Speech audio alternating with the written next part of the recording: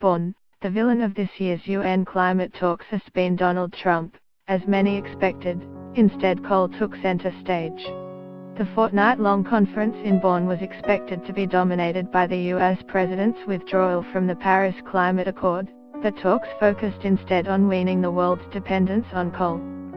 The conference culminated in 20 countries, including New Zealand, the UK and Canada, creating a new Powering Past Coal alliance, which promises to build no more coal power plants and phase out traditional ones by 2030.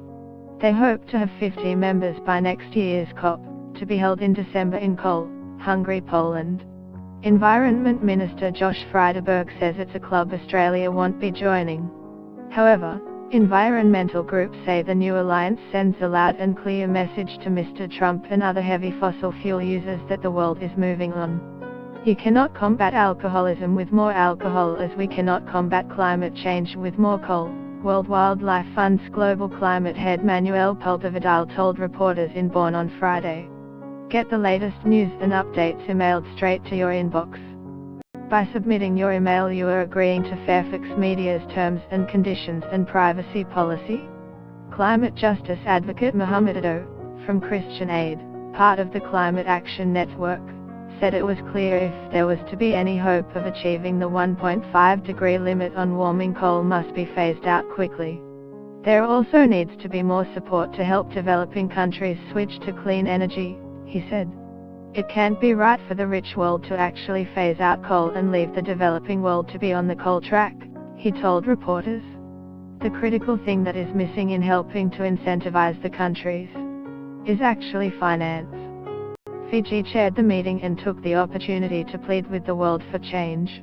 It announced plans to move more than 40 villages to higher ground to escape coastal floods, and is also working on ways to help future migrants from other Pacific Island nations as sea levels rise.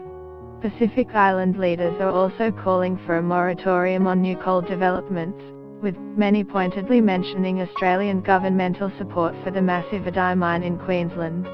Mr. Frydenberg pointed out that the government's new energy policy is technology neutral, and that several of the countries who signed up to the alliance are heavily reliant on nuclear power, with little coal in the mix anyway.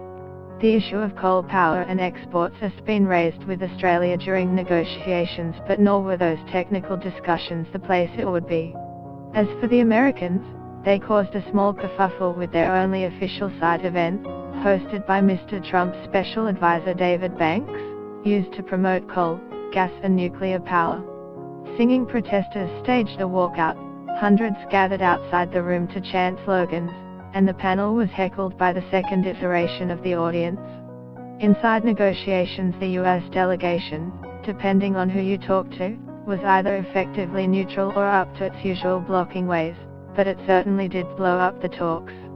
The much stronger US presence in Bonn came from the unofficial delegation of state governors, Democratic senators, mayors, Arnold Schwarzenegger, Michael Bloomberg, business and environmental groups who were telling anyone who would listen the US was still in, despite their president.